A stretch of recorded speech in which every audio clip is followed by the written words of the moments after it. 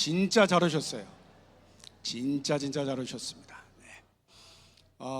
왜 잘 오셨는지 아시겠죠? 특별히 오늘은 우리의 자녀들을 위해서 우리 부모 세대가 마음을 다해서 축복하는 그런 시간이기 때문에 더욱더 귀하고 정말 잘 오신 겁니다. 한 주간 동안도 또 우리 찬양단에서 열심을 다해서 섬겨주신 것 감사하고, 또 우리 방송으로 또는 차량으로 또는 접대로 이렇게 수고하신 분들께 감사를 드립니다. 그리고 이번 한 주간 내내 이렇게 들어오시면서 그 간식 잘 드셨죠? 그 간식은 수제입니다. 수제. 제가 만든 건 아니고 우리 김호진 집사님께서 집에서 조그마한 오븐에다가 일일이 굽기 시작해서 일주일 넘게 계속 구워가지고 그렇게 여러분들이 제공을 해드린 거고요. 또 오늘 이렇게 그 백설기 받으셨나요? 우리 최진자 집사님의 손녀 100일 이어서 기쁨으로 여러분과 함께 나누고 싶어서 또 제공을 하셨어요. 너무나 감사를 드리고, 무엇보다도 오늘 우리 자녀들이 많이 나왔는데 정말 감사합니다. 제가 우리 교육자들하고 같이 이렇게 우리 금요일에 우리 아이들이 몇 명쯤 올까, 선물을 몇 개를 준비해야 되나, 그러면서 믿음을 크게 가질까, 현실적으로 가질까 하면서 대략 한 30명 정도 오지 않을까 해서 36개를 준비했습니다. 6명의 오차가 있을까 해서 오늘 30명이 왔습니다. 이 50명 온다고 생각할 걸, 이거 갑자기 그런 생각이 들더라고요. 아무튼 우리 자녀들 손을 잡고 나오신 부모님들께도 감사드리고, 또 같이 나온 우리 자녀들 정말 고맙습니다.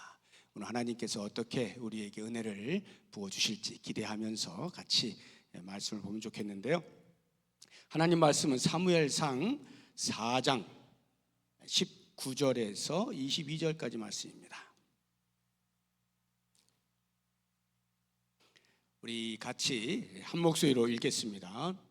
그의 며느리인 비느하스의 아내가 임신하여 해산 때가 가까웠더니 하나님의 궤를 빼앗긴 것과 그의 시아버지와 남편이 죽은 소식을 듣고 갑자기 아파서 몸을 굽으려 해산하고, 죽어갈 때에 곁에 서 있던 여인들이 그에게 이르되 두려워하지 말라, 내가 아들을 낳았다 하되 그가 대답하지도 아니하며 관념하지도 아니하고 이르기를 영광이 이스라엘에서 떠났다 하고 아이 이름을 이가봇이라 하였으니 하나님의 궤가 빼앗겼고 그의 시아버지와 남편이 죽었기 때문이며, 또 이르기를 하나님의 궤를 빼앗겼으므로 영광이 이스라엘에서 떠났다 하였더라.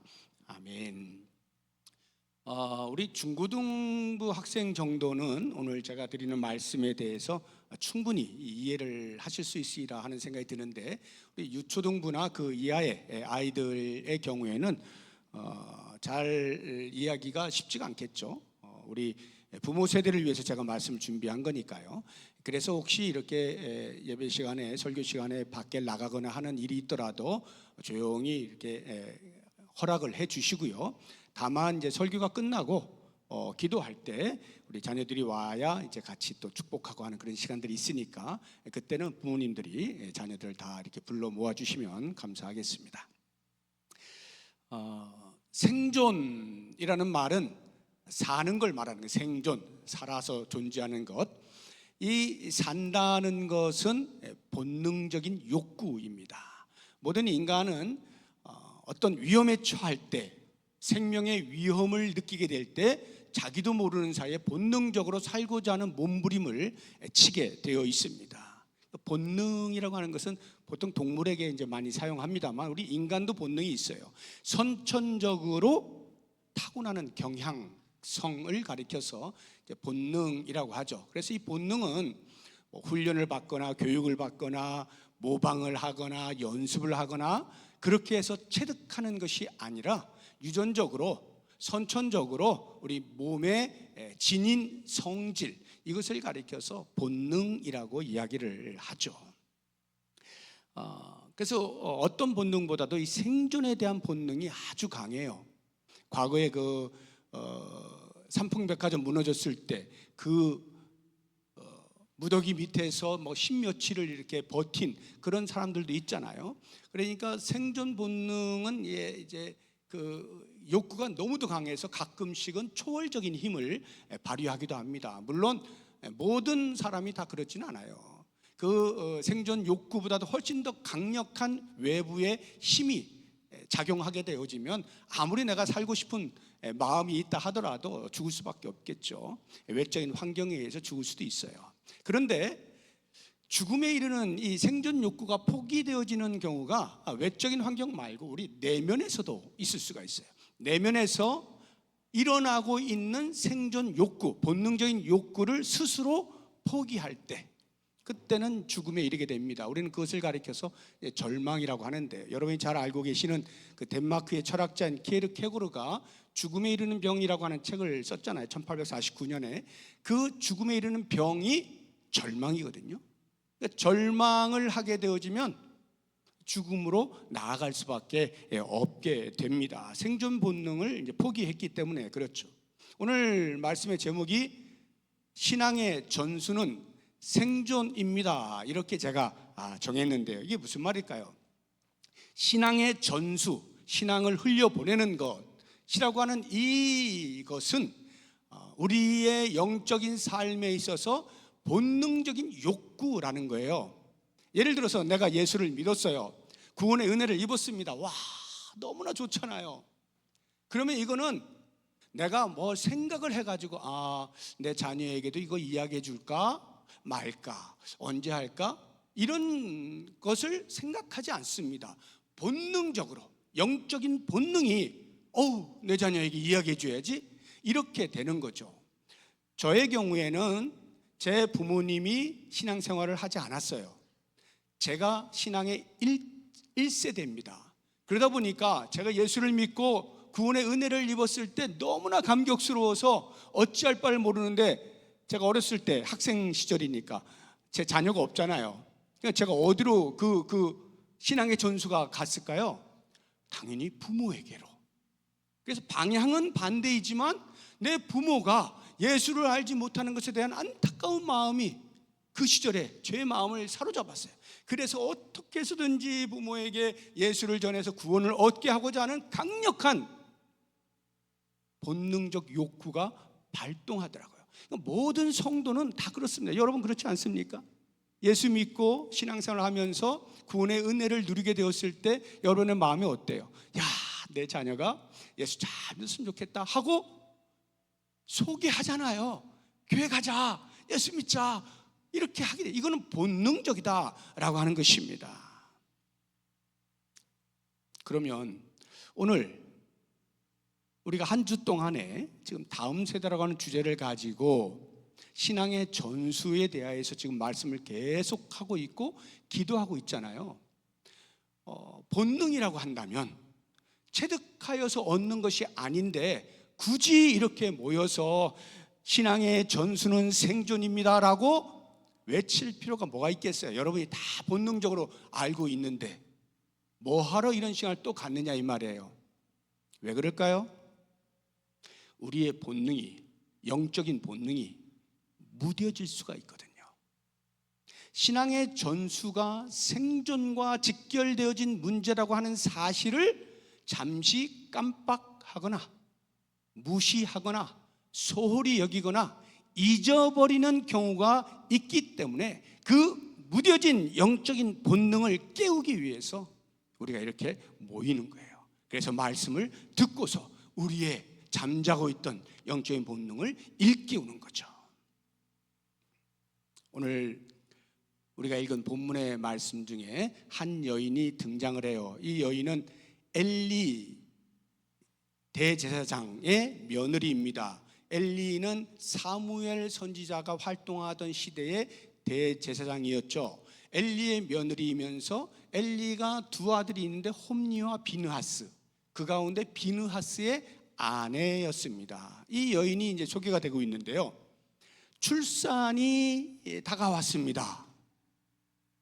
아이를 낳는데요.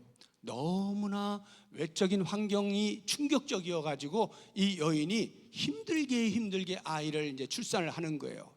거의 죽어갑니다.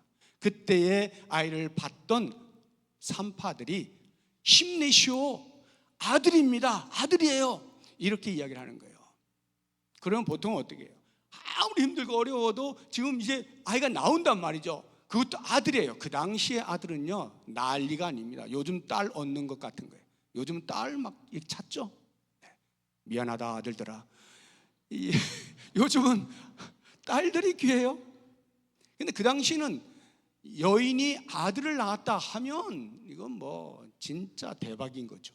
그러니까 힘들고 어려운 상황 속에도 아들입니다라는 말을 들었다면 다시 기운이 나고 기뻐할 만한데, 이 여인은 전혀 반응을 보이지 않습니다. 우리 사무엘상 오늘 본문의 말씀 20절 한번 보도록 하겠습니다. 죽어갈 때에 곁에 서 있던, 애를 낳으면서 죽어가고 있는 거예요. 너무나 힘들어서.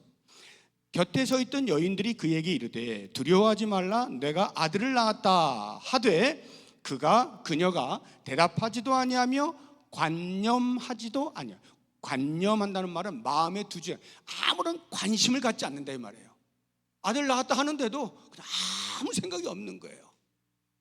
그저 그냥 깊은 슬픔에 빠져 있는 그러한 상태인 것입니다.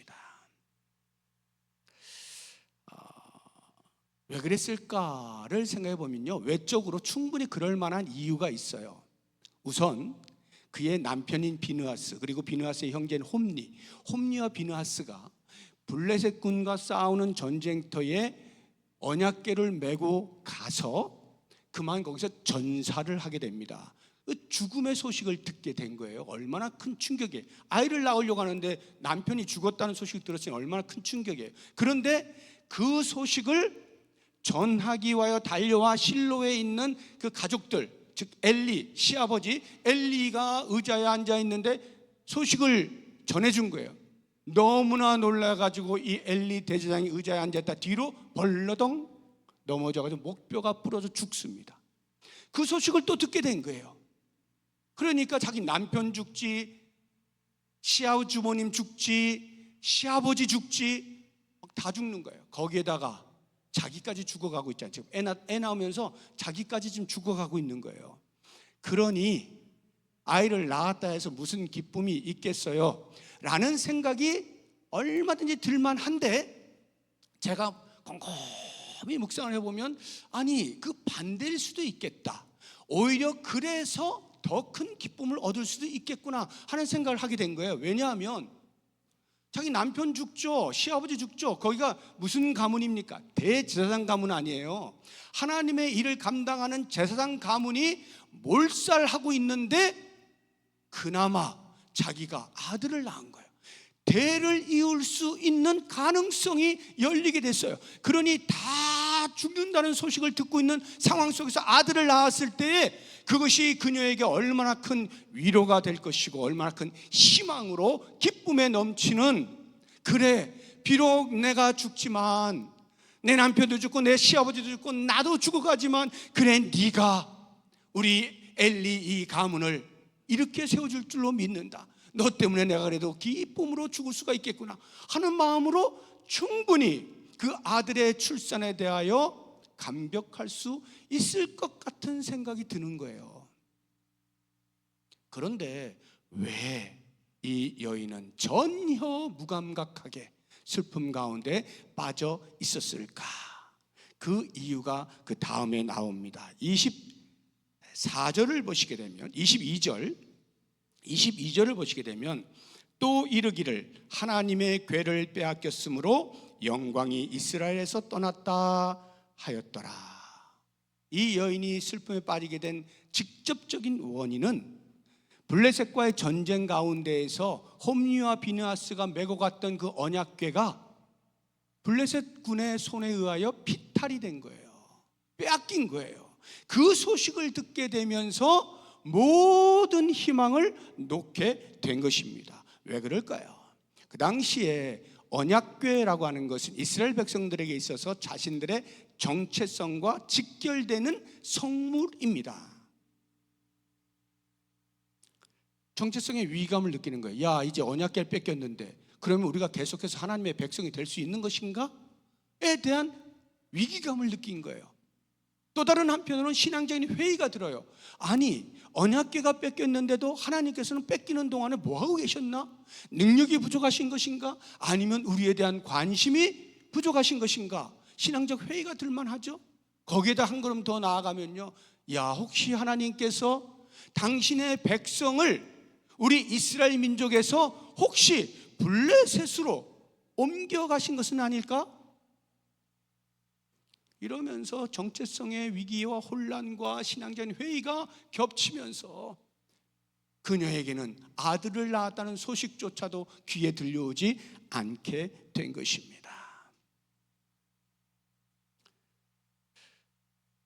그래서 이 여인이 태어나는 그 아들의 이름을 여보시오, 이 아들의 이름을 이렇게 지어주시오 하고 이야기한 것이 이가봇이에요. 이가봇. 이카보트라고 하는 히브리어를 그대로 음역을 한 건데요, 하나님의 영광이 이스라엘에서 떠났다 하는 의미를 가지고 있는 이름의 뜻입니다. 이게 무슨 말이냐 하면, 이 여인이, 비느하스의 아내가 당시의 영적인 그 암흑의 시대를 본능적으로 감지한 거예요. 그렇구나, 신앙의 전수가 단절되어져 버린 이 시대, 결국 이렇게 망하는구나 하는 것을 감지한 거예요.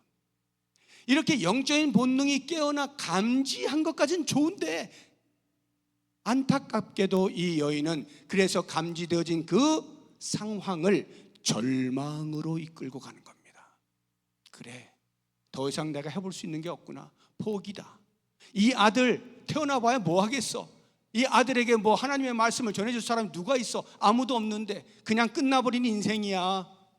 그러니까 절망이 찾아오게 되어지고, 이 아들이 태어나도 아무런 기쁨이 없는 것이고, 그냥 절망 가운데에서 모든 생존적 욕구를 다 포기한 채 죽음을 맞이하게 된 것입니다.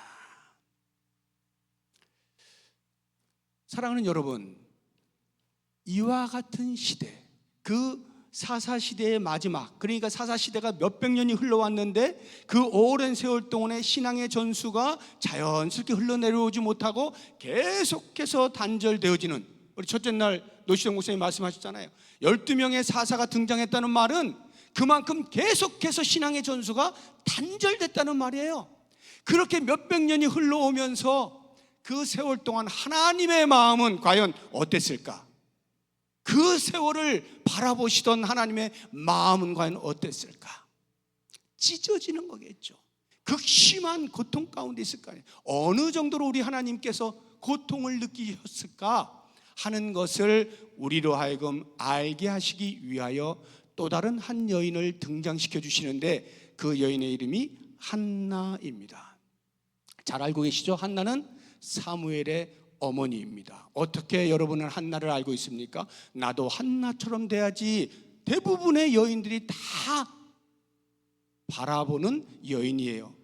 끝까지 끈질기게 기도하여 드디어 하나님의 응답을 받아낸 기도의 여인. 나도 그렇게 기도해야 되겠다. 거기에다가 사무엘을 받았는데 다시 사무엘을 하나님께 드리는 헌신의 여인, 정말 위대하다. 우리가 보통 한나를 생각할 때 그렇게 회자하지 않습니까? 뭐 틀린 건 아니에요. 그런데요, 조금 더 깊이 생각해 보면요, 저는 그렇게 되기 전에 한나라고 하는 여인이 그 정도로 뭐 훌륭한 믿음의 사람이었을까? 아닌 것 같아. 아무리 봐도. 왜?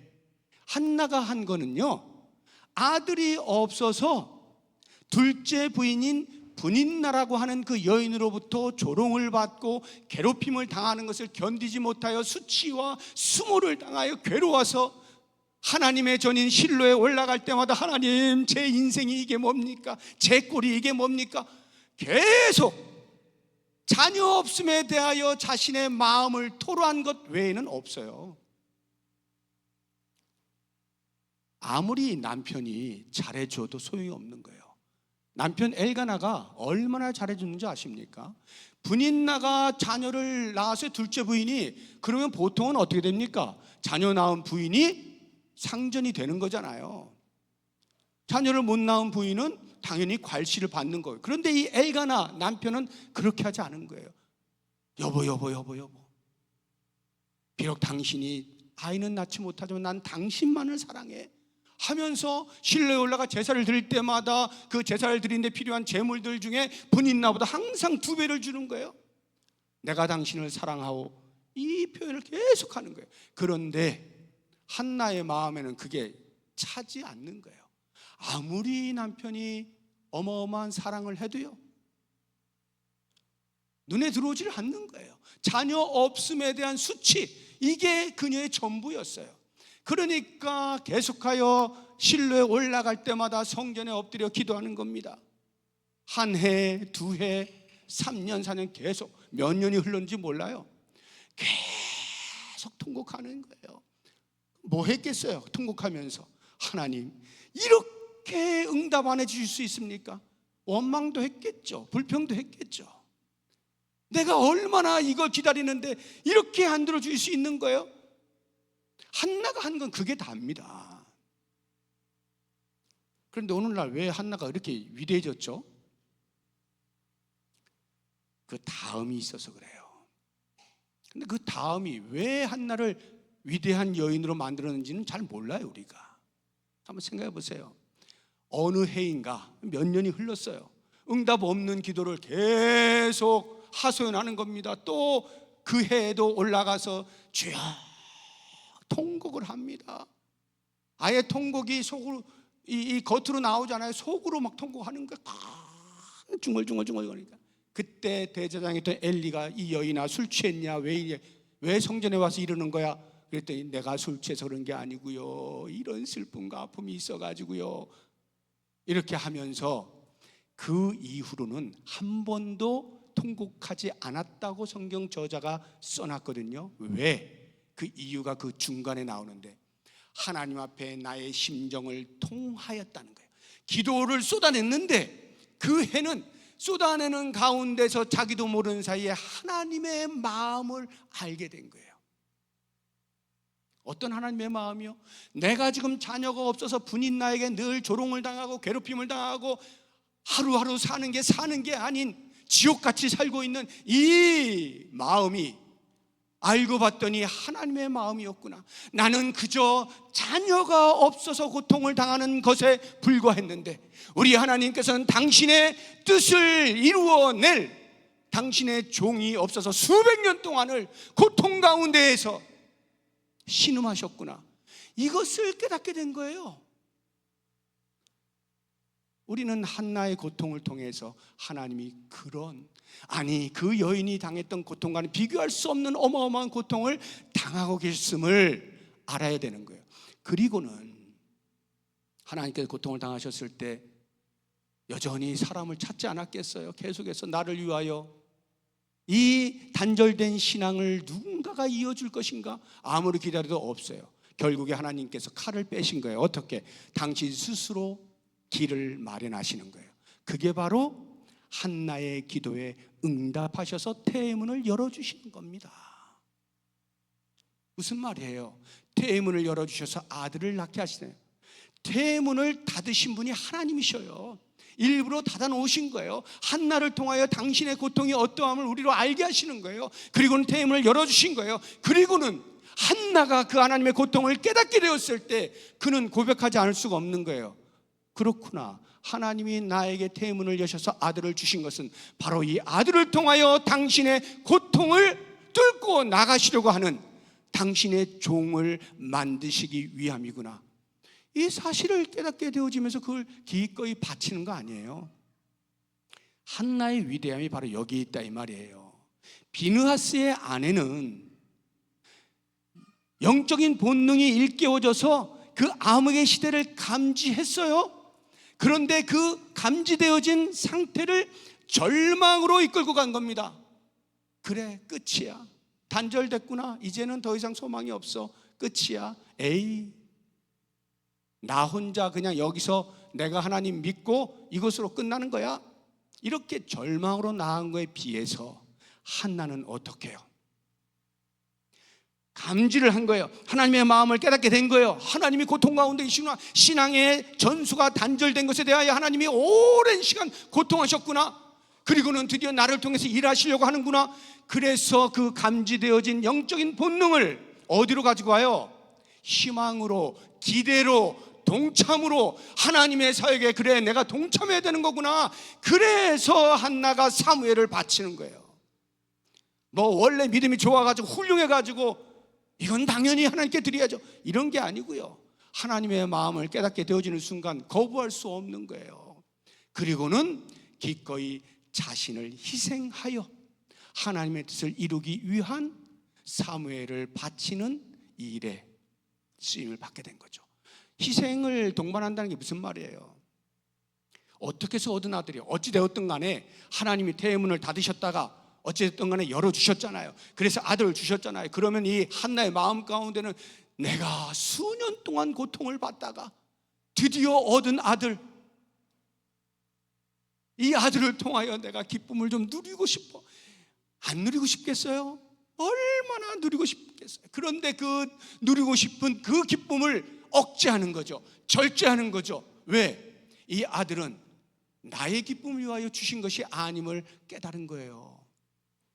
하나님의 종으로 부름받아 하나님의 뜻을 이루기 위하여 주신 아들임을 알게 되어지고 그에 대하여 거부하지 않고 기꺼이 드리는 거잖아요. 이게 위대하다고요. 자기 희생을 감수해 가면서까지라도 하나님의 뜻에 순종하여 드릴 수 있는 그것, 거기에서 한나는 위대한 하나님의 종 사무엘의 어머니의 이름을 얻게 되어진 것입니다. 과연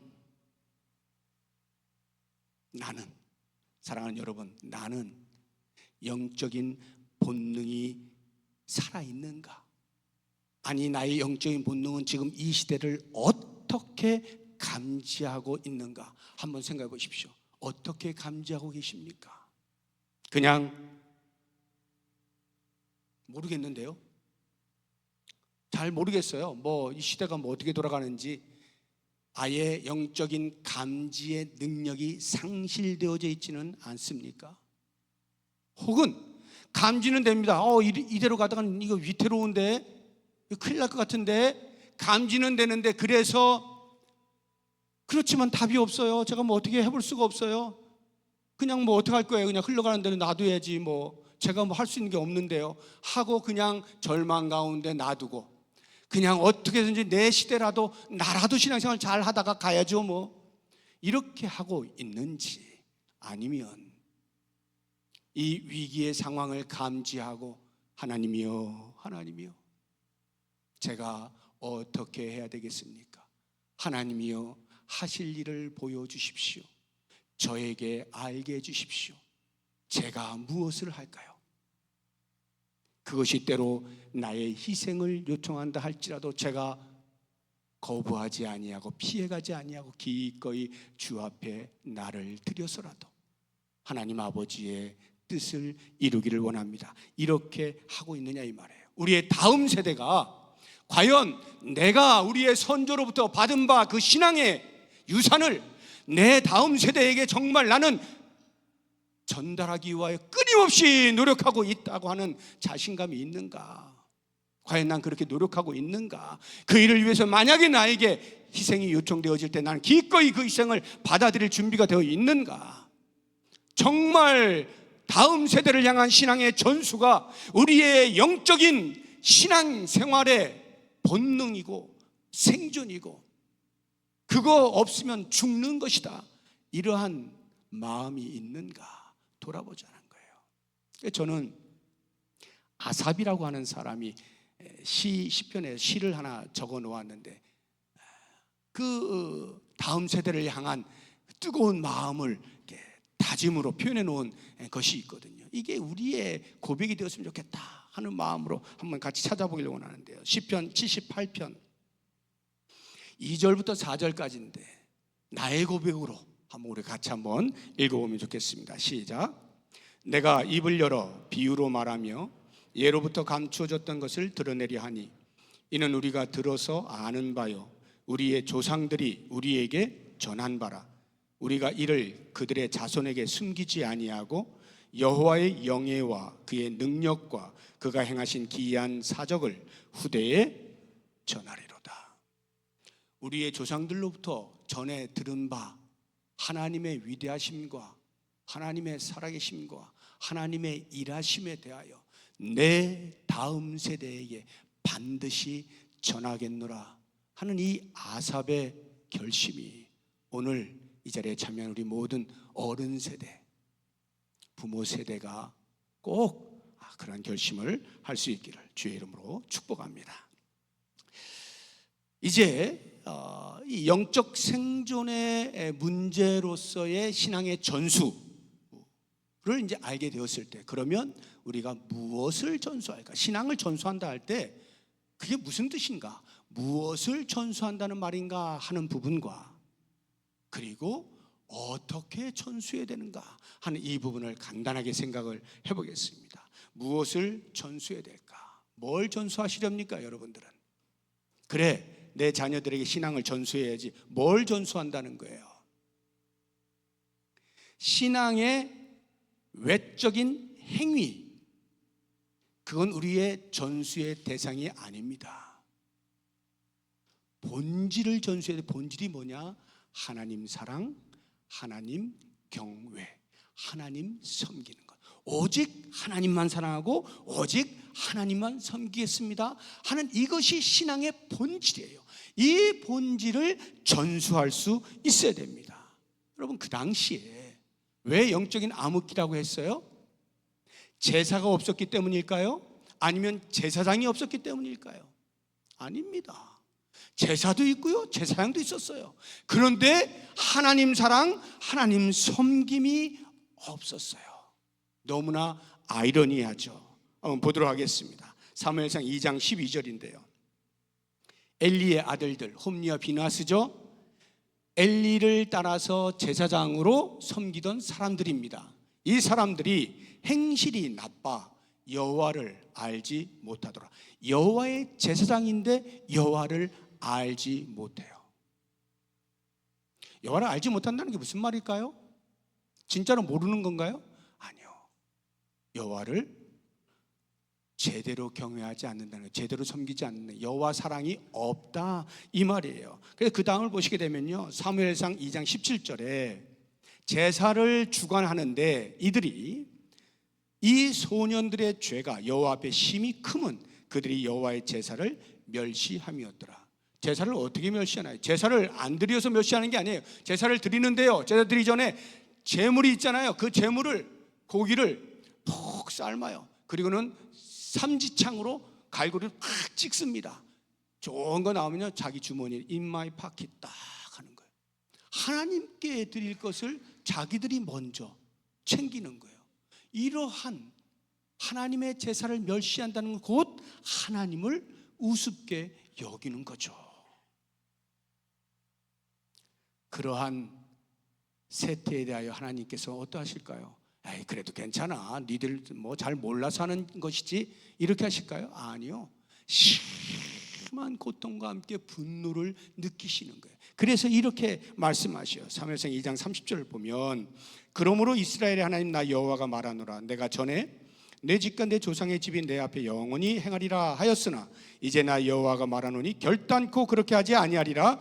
나를 존중히 여기는 자를 내가 존중히 여기고 나를 멸시하는 자를 내가 경멸하리라. 하나님을 멸시하게 되어지면 하나님께서도 그들을 멸시하겠다, 경멸하겠다 말씀을 하시는 거예요. 그러면 사랑하는 성도 여러분, 정말로 우리가 신앙의 전수를 원한다고 하면 무엇보다 먼저 나 자신을 점검하는 것이 시작돼야 돼요. 내가 진짜로 하나님을 사랑하고 있는가? 나는 정말로 하나님만 섬기기로 작정하고 그렇게 살아가고 있는가? 나 자신을 먼저 보아야 합니다. 내가 하나님을 사랑하지 아니하는데 내 자녀에게 하나님 사랑해라? 아무리 말해봐야 소용없는 거죠. 내가 그것이 가장 가치 있는 것임을 알고 있는가, 인지하고 있는가, 그리고 그렇게 살아가고 있는가, 나 자신을 점검하는 것부터 시작이 돼야 돼요. 그리고 그 다음 자녀들에게 이야기할 때, 얘들아, 내가 너희들에게 원하는 것은 다른 거 아니야. 하나님 사랑하는 거야. 하나님만 바르게 섬기면 나는 그것으로 좋게. 내가 너희들에게 바라는 것은 바로 이것이란다. 이 이야기를 해줄 수 있어야 되는 거예요. 사랑하는 여러분, 우리 자녀들을 두고 있는 부모님들 그렇게 하고 계십니까?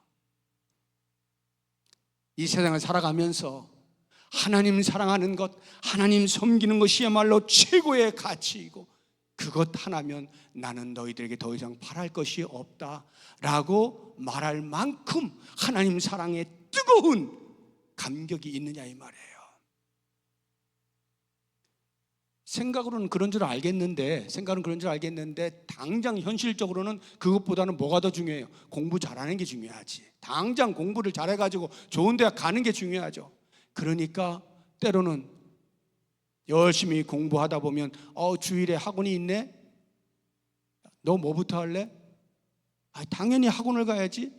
만약에 부모가 그렇게 한다면 여기에 무슨 하나님 사랑의 교육이 있을 것이고 신앙의 전수가 있냐 이 말이에요. 무엇이 정말로 중요한 것인가에 대하여 우리의 자녀들로 하여금 명확하게 깨달을 수 있도록 해주지 못하는 상태에서 어떻게 신앙의 전수가 일어날 수가 있겠느냐고요. 허울만 좋은 신앙의 전수일 뿐이죠. 정말로 우리의 온 삶으로 이야기하는 신앙의 전수가 될 수 있겠느냐 이 말이에요. 이것이 되어질 때 비로소 우리는 신앙의 전수가 생존이라고 하는 것에 대하여 피부적으로 느낄 수가 있게 되어지는 거예요. 어떻게 전수하실 겁니까? 저는 이 부분에 있어서 우리가 기성세대가 잘 생각해야 돼요. 하나님 사랑을 어떻게 전수할 것인가? 얘들아, 너희들 내가 지금 하나님 사랑하는 거 보고 있지? 이렇게 하는 거야. 너희들 그대로 따라해 하고 방법에 있어서도 똑같이 아이들에게 요청하면 실수할 수가 있어요. 틀렸다는 말이 아니라 실수할 수가 있어요. 왜? 하나님 사랑하고 하나님 섬기는 방법은요 시대마다 다양합니다. 상황에 따라서 얼마든지 달라질 수 있습니다. 하나님 사랑이라고 하는 불변의 본질이 있지만 그 사랑을 접근하는 방법에 있어서는 시대마다 얼마든지 달라질 수 있는 거예요. 우리 기성세대가 그걸 알지 못하면요 우리의 자녀들에게 계속 그렇게 요청하는 거예요. 내가 하는 것처럼 그렇게 해야 되는 거야. 내가 하는 것처럼 하지 않으면 마치 그 아이들이 하나님을 사랑하지 않는 것처럼 그렇게 취급을 해버리면요 큰일 나는 거예요. 그래서 우리의 눈높이를 아이들에게 맞춰야 돼요. 아이들의 시대는 지금 문화가 어떻게 흘러가고 있는지, 저들이 사랑을 표현하는 방법은 어떠한 것인지 알아야 됩니다. 그래야 거기에 맞게 준비를 해줄 수가 있는 거예요. 아무리 우리가 우리의 방식대로 잘 준비해놓고 얘들아 자 이렇게 하면 하나님 사랑하는 거야 한다 한들 그 아이들이 뭐가 뭔지 모르면 안 되는 거잖아요. 그래서 우리가 무엇인가를 다음 세대를 위해 준비한다라고 할 때는요 내 방식대로 준비하는 게 아니에요. 자녀들의 상황을 이해하고 그 눈높이에 맞춰서 준비해야 되는 거죠. 그러니까 끊임없는 연구를 해야 되는 거예요. 우리의 자녀들이 도대체 어떤 방식으로 살아가고 있는가. 물론 그 방식이 세속에 물들어서 잘못되어 가는 것이라고 한다면 당연히 교정을 해줘야 되겠지만 방법의 차이라고 한다면 우리 어른들이 그 방법을 존중하는 거예요. 이게 자기 희생이 될 수도 있어요. 내가 생각할 땐 그렇게 해가지고 도저히 하나님 사랑하는 게 아닐 텐데 하나님 섬기는 방법이 아닐 텐데 하더라도 그 아이들이 그렇다고 하면 그것을 존중하여 그렇게 이끌어줄 수 있어야 하는 것입니다. 오늘 말씀을 한번 우리가 정리를 해보겠습니다. 신앙의 전수는 생존의 문제라고 했어요. 신앙이 전수되어지지 아니하면 그것은 곧 우리의 죽음이다 이 말이에요. 이것에 대한 인지가 있어야 돼요. 우리의 믿음의 가정 또는 교회 공동체, 한국교회, 나아가서 하나님의 나라 존속의 여부는 신앙이 흘러가고 있느냐 아니냐에 달려있다 하는 것을 분명히 깨달아야 돼요. 그래서 우리는 무엇보다도 잠자고 있던 무뎌져 버린 우리의 영적인 본능이 깨어나야 되는 거예요.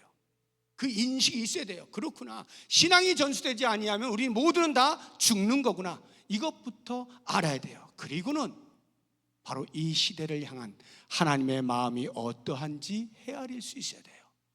한나가 기도하는 가운데 하나님의 마음과 통하게 되어지는 역사를 경험했던 것처럼 우리가 하나님께서 이 시대를 어떻게 바라보고 있는지 분명히 보아야 하는 것입니다. 그리고는 절망이 아닌 희망과 기대와 동참으로 하나님의 뜻에 동참하는 그러한 마음으로 희생을 기꺼이 감내하면서 잘 준비할 수 있어야 돼요. 우리의 자녀들에게 우리가 조상들로부터 받은 바 그 신앙을 다시 흘려보내기 위해서는 내가 먼저 하나님 사랑, 그것이면 저는 충분합니다 이야기할 수 있어야 되고, 그것으로 만족할 수 있어야 되고, 그것을 우리의 자녀들에게 기꺼이 이야기해서 나는 너희들이 이것 하나면 너희들의 인생은 성공이라고 말할 수 있어, 내가 너희들에게 바라는 건 이거 하나야 라고 하게 되어지면 분명히 우리 하나님께서는 이들을 통하여 하나님을 섬기는, 하나님을 사랑하는 그 신앙의 전수가 흘러가는 것을 통해서 그 시대를, 그 자녀들을 사용하여서 하나님의 뜻을 이루어낼 수 있는 놀라운 은혜가 있을 줄로 믿습니다.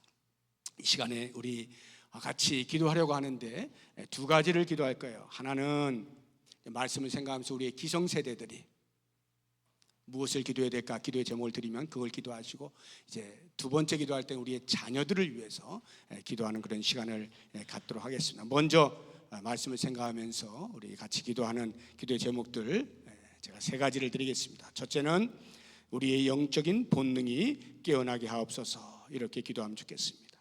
신앙의 전수는 되면 좋고 안 되면 어쩔 수 없는 것이 아닙니다. 우리의 영이 살고 죽는 문제죠.